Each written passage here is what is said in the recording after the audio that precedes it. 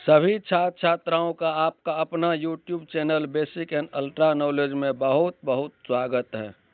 Europe में राष्ट्रवाद अध्याय 1 class 10th Bihar board SCRT pattern पर आधारित लेक्चर सीरीज का अगला श्रृंखला हम लेकर के आप लोगों के साथ हाजिर हैं।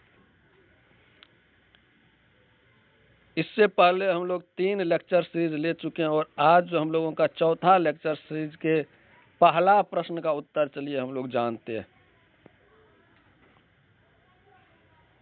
आपके सामने पहला प्रश्न आ चुका है, ठीक है। और पहला प्रश्न का चलिए इसको पढ़ करके जवाब देते जाना और कमेंट में भी लिखना है। गैरीबाल्डी ने रोम पर आक्रमण की योजना कब बनाई?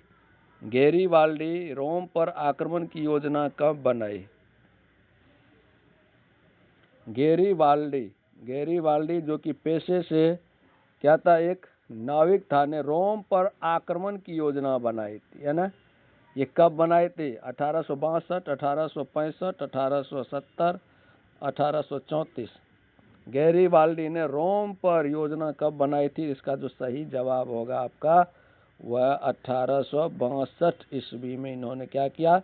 रोम पर आक्रमण की योजना बनाई थी। और बता दें कि रोम क्या था, ये किसका राजधानी था? रोम इटली की राजधानी थी रोम, और जिस पर किसका अधिकार था?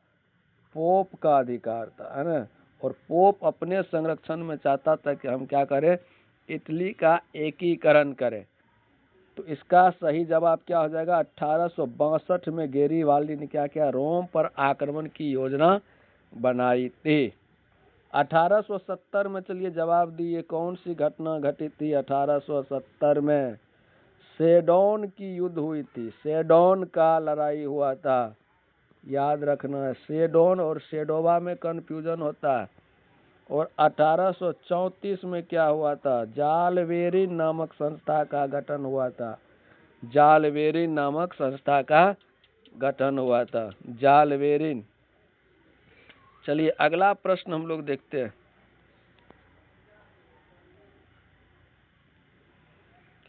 अगला प्रश्न आपके सामने है। गैरीबाल्डी को दक्षिण क्षेत्र में यानी दक्षिण इटली का शासक बनाने का प्रस्ताव किसने दिया था? शासक यानी राजा बनाने का प्रस्ताव इसके सामने कौन लाया था? और वह कोई और नहीं हुआ था, विक्टर इमैनुअल मैजनी काउंट का बिस्मार्क। कौन था? विक्टर इमैनुअल ने इसको क्या किया था? शासक बनाने का जो है प्रस्ताव भी दिया था, लेकिन इसको इन्होंने क्या किया था? ठुकरा दिया था। और लास्ट समय में इन्होंने क्या किया था? अपनी सारी संपत्ति देश को समर्पित कर दिया था, है ना। और एक किसान की भांति अपना जीवन व्यतीत करने लगा था। मैजनी के बारे में 2 चीज बताई जो कि महत्वपूर्ण है। इन्होंने बताए थे मैजनी के बारे में, मैजनी बहुत महत्वपूर्ण आदमी है ना। मैजनी के बारे में हम बात करें तो मैजनी क्या किया था? बताए थे कि 2 संस्था का गठन किया था, है ना। एक था यंग इटली और एक यंग यूरोप।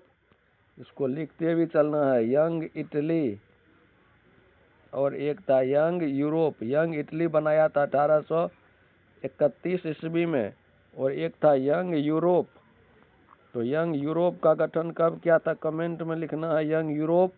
कमेंट में कैसे लिखना है कि यंग यूरोप दे करके लिखना है इसका गठन कब हुआ था, है ना। चलिए बता देते हैं आप लोगों को। 1834 ईस्वी में इसका गठन हुआ था मैजनी के द्वारा।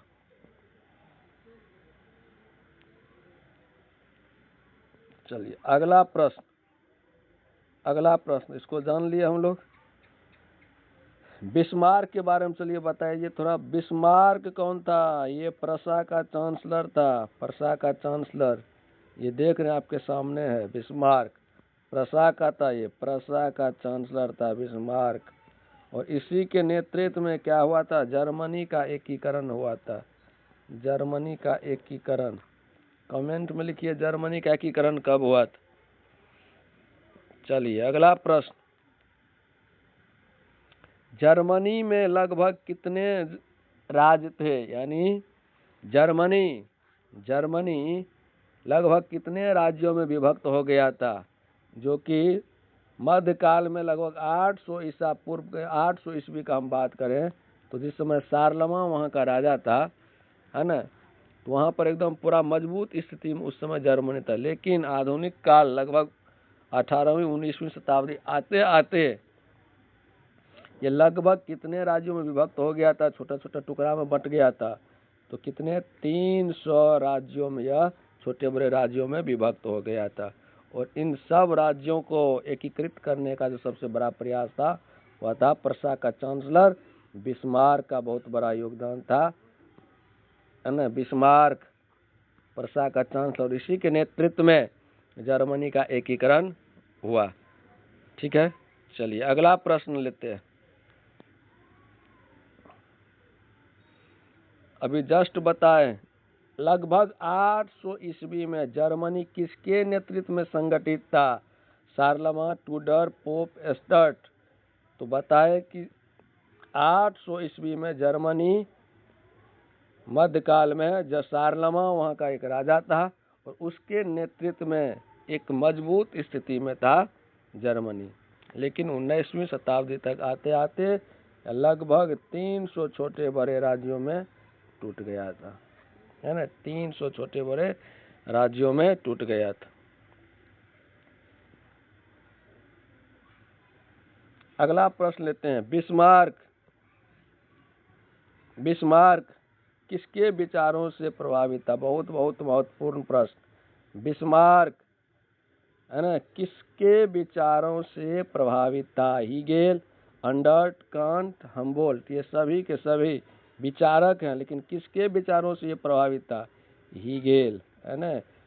हीगेल के विचारों से यह बहुत ज्यादा प्रभावित था। कौन? बिस्मार्क। और बिस्मार्क कौन था?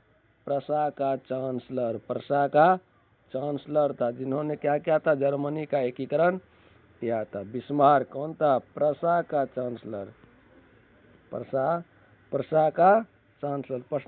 प्रशा कौन था? जर्मनी का ही एक मजबूत राज्य था। ठीक है, चलिए अगला प्रश्न। ब्रेसनसेफ्ट या ब्रूसेनसेफ्ट नामक सभा की स्थापना किसने की थी? जर्मनी में एक सभा का गठन हुआ था इसकी एकीकरण में, जो ताकि योगदान दे सके लोगों के द्वारा। तो वह था किसके द्वारा एक सभा का स्थापना किया गया था? छात्र शिक्षक के द्वारा, किसान, मजदूर, या इनमें से सभी के द्वारा? इसका जो सही उत्तर होगा आपका क्या हो जाएगा? इसका सही उत्तर हो जाएगा छात्र और शिक्षक के द्वारा ब्रूसेनसेफ्ट नामक सभा की स्थापना की गई थी। कहाँ पर? जर्मनी में, छात्र और शिक्षक के द्वारा। चलिए अगला प्रश्न लेते हैं। अगला प्रश्न, अच्छा ये बताइए तो आपके सामने जो ये फोटो है, ये किसका फोटो है? ये फोटो जो आपके सामने दिखाई दे रहा है, ये किसका फोटो है? कमेंट कीजिए, ये किसका फोटो है? कमेंट में लिखना है फोटो दे करके, फोटो में फोटो इस तरह से लिख करके, जिसका फोटो आपको ये लग रहा है उसका नाम लिखना है कमेंट में। चलिए प्रश्न बनाते हैं। नेपल्स की क्रांति कब हुई थी? 1821, 1822, 25, 23। तो नेपल्स की क्रांति बता दें आपको कहाँ कब हुई थी? 1821 ईस्वी में नेपल्स की क्रांति हुई थी। अगला प्रश्न है, स्पेन स्वतंत्र कब हुआ? स्पेन स्वतंत्र कब हुआ? इसके जस्ट 2 साल बाद 1821 में नेपल्स की क्रांति हुई और 1823 में क्या हो गया? स्पेन स्वतंत्र हो गया। अच्छा बताइए 1834 में क्या हुआ था? 1834 में क्या हुआ था? बताए थे जालबेरी नामक संस्था का गठन हुआ था। जालबेरिन, जो कि व्यापारियों की एक संस्था थी, है ना। और जालबेरिन जो संस्था हुआ था किसके नेतृत्व में? प्रशा के नेतृत्व में ये संस्था बना था। ठीक है ना, प्रशा के नेतृत्व में व्यापारियों की संस्था थी, आर्थिक संस्था थी। ठीक है, और सबसे लास्ट और सबसे महत्वपूर्ण प्रश्न आपके जो सामने है वह है टीपू सुल्तान। टीपू सुल्तान कहाँ का था? टीपू सुल्तान कहाँ का था बताइए? टीपू सुल्तान कहाँ का था? बिहार का या मैसूर का, बंगाल का या पंजाब का? कहाँ का था? तो टीपू सुल्तान बताए कि मैसूर का था। और यह एक ऐसा आदमी था टीपू सुल्तान, और इसके पिता का नाम था हैदर अली। हैदर अली। और 1789 में जब फ्रांसीसी क्रांति हुई थी, 1789 के क्रांति से इतना प्रभावित था कि स्वतंत्रता के प्रतीक के रूप में श्रीरंगपट्टनम में टीपू सुल्तान के बारे में थोड़ा पढ़ लेते हैं, इसको नोट भी करिएगा। टीपू सुल्तान,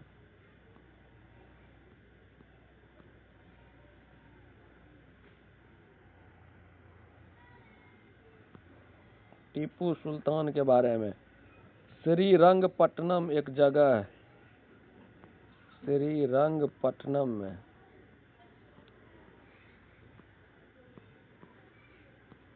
है ना, फ्रांसीसी क्रांति से प्रभावित होकर के स्वतंत्रता का वृक्ष भी लगवाया था ये, स्वतंत्रता का वृक्ष भी लगवाया था यह, स्वतंत्रता का वृक्ष, स्वतंत्रता का वृक्ष लगवाया था। और इसके बारे में एक चीज और जान लेते हैं टीपू सुल्तान के बारे में। टीपू सुल्तान जैकोबिन क्लब का सदस्य भी था। टीपू सुल्तान,